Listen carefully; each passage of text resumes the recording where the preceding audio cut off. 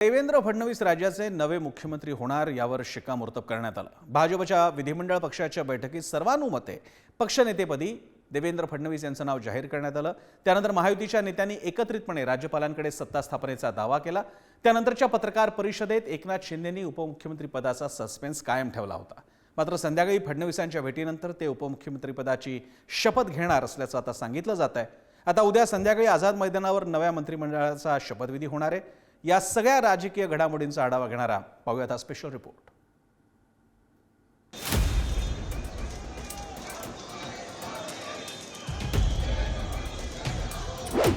सकाळी 10 वाजता भाजपच्या विधिमंडळ पक्षाच्या बैठकीसाठी विधान भवन परिसरात सकाळपासूनच लगबग होती। भाजपचे नवनिर्वाचित आमदार, मित्रपक्ष आणि पाठिंबा दिलेल्या आमदारांची गर्दी विधानसभा परिसरात दिसू लागली। भाजपच्या सर्व आमदारांना भगवे फेटे घालण्यात आले होते। सकाळी 10:46 भाजपचे केंद्रीय निरीक्षक, अर्थमंत्री निर्मला सीतारमण आणि गुजरातचे माजी मुख्यमंत्री विजय रुपाणी हे विधिमंडळ परिसरात दाखल झाले। सकाळी 11 वाजता विधिमंडळातील भाजपच्या कार्यालयात भाजपच्या कोअर टीमची बैठक झाली। विधिमंडळ पक्षाच्या बैठकीतील मुद्द्यांची चर्चा या बैठकीमध्ये करण्यात आली। त्यानंतर पक्ष निरीक्षकांनी फडणवीस, पंकजा मुंडे आणि चंद्रकांत पाटील यांच्याशी स्वतंत्र चर्चा केली। सकाळी 11:30 वाजता विधिमंडळाच्या सेंट्रल हॉलमध्ये भाजपच्या आमदारांची बैठक सुरू झाली। प्रदेशाध्यक्ष चंद्रशेखर बावनकुळेंनी सगळ्यांचं स्वागत केल्यानंतर विजय रुपाणी यांनी नेता निवडीची प्रक्रिया सुरू केली। भाजपचे ज्येष्ठ नेते चंद्रकांत दादा पाटील आणि सुधीर मुनगंटीवार यांनी विधिमंडळ पक्षनेतेपदासाठी देवेंद्र फडणवीस यांचं नाव सुचवलं।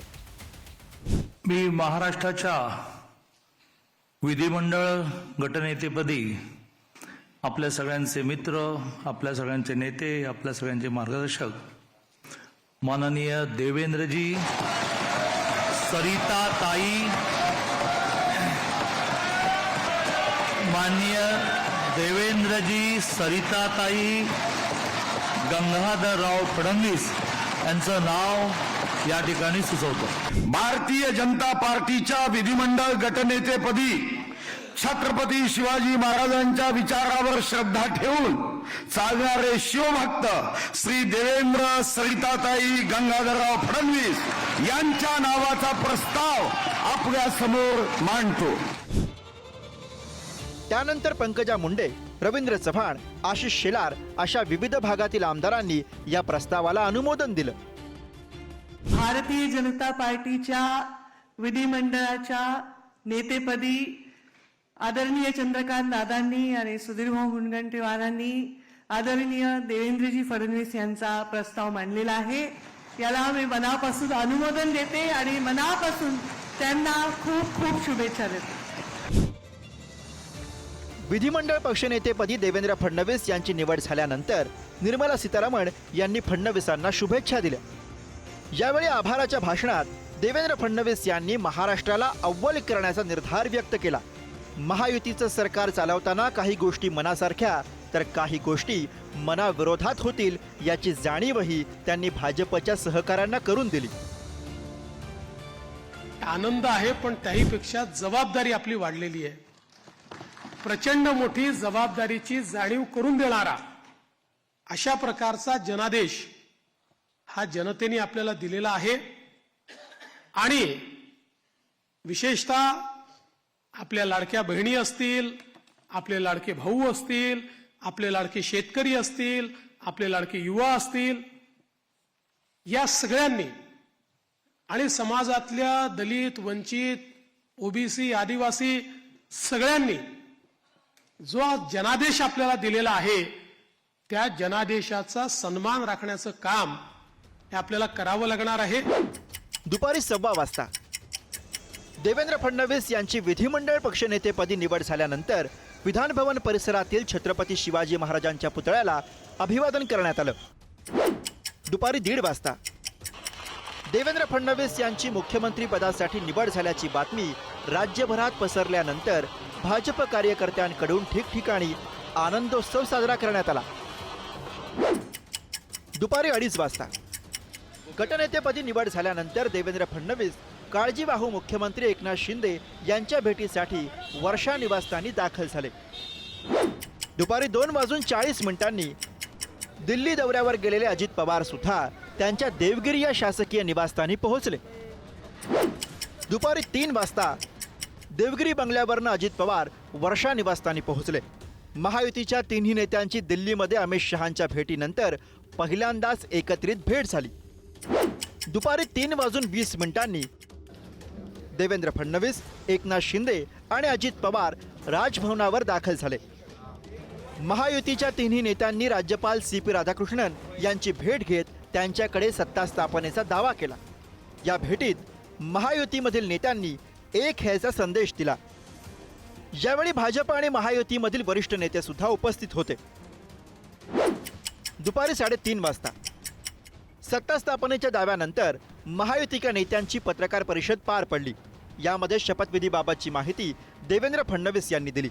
एकनाथ शिंदे यांनी मंत्रिमंडळात राहावं अशी विनंती देवेंद्र फडणवीस यांच्याकडनं शिंदेंना करण्यात आली. तर याबाबत संध्याकाळपर्यंत निर्णय घेणार असल्याचं सांगत एकनाथ शिंदे यांनी सस्पेन्स कायम ठेवला. मी स्वतः काल माननीय मुख्यमंत्री एकनाथराव शिंदेजी यांना भेटून त्यांना विनंती केली की शिवसेनेच्या वतीनं त्यांनी मंत्रिमंडळात राहावं. आणि मी त्यांना हे देखील सांगितलं की शिवसेनेच्या आमदारांची आणि महायुतीच्या सगळ्या आमदारांची देखील या ठिकाणी ही इच्छा आहे. त्यामुळे त्यांचाही आम्हाला सकारात्मक प्रतिसाद मिळेल मला या ठिकाणी पूर्ण मला खात्री आहे. अरे बाबा ते सांगितलं ना संध्याकाळी आम्ही सांगतो तुम्हाला. संध्याकाळी सांगतो मला ते एकदमच पाहिजे थोडं थांबा. देवेंद्रजी माझ्याकडे आले. त्यांचा मनाचा मोठेपणा आहे. त्यांना धन्यवाद देतो. आमच्या सर्व महायुतीच्या आमदारांचा देखील जो काही आग्रह आहे सगळ्यांना मी धन्यवाद देतो. सगळ्यांचा आदर करतो. त्यामुळे तुम्हाला सांगू ना. यावेळी शपथ घेण्यावरनं महायुतीच्या नेत्यांनी एकमेकांची फिरकीही घेतली.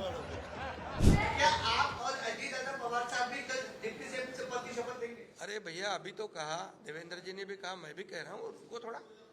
अभी शाम तक रुको. अभी कल शपथ है ना. उनका समझ में आएगा.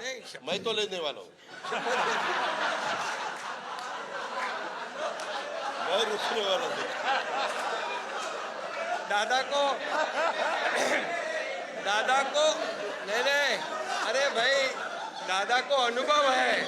दोपहर शाम को भी लेने का और सुबह भी लेने का.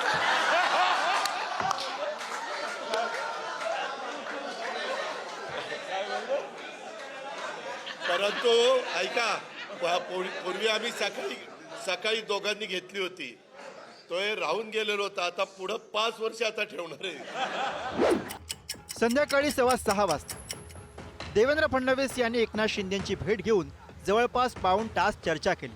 यामध्ये मंत्रिपदांबाबत चर्चा झाल्याची माहिती आहे. एकनाथ शिंदे हे उपमुख्यमंत्रीपदी शपथ घेणार असल्याचं सांगण्यात येतं. बुधवारी उशिरापर्यंत कोणकोणते नेते मंत्रिपदी शपथ घेतील हे स्पष्ट होणार असल्याचं महायुतीच्या नेत्यांनी स्पष्ट केलं. महायुतीमध्ये एकजूट असल्याचं सांगताना सत्ता स्थापनेमध्ये कोणत्याही अडचणी अथवा वाद नसल्याचं नेते सांगत होते. आता सगळ्यांच्या नजरा आझाद मैदानावरती होणाऱ्या शपथविधीकडे लागल्यात. पंतप्रधान नरेंद्र मोदी यांच्या उपस्थितीत होणाऱ्या या सोहळ्यात कोणकोणत्या नेत्यांच्या गळ्यात मंत्रिपदाची माळ पडते याची उत्सुकता आहे. ब्युरो रिपोर्ट, पुढारी न्यूज, मुंबई.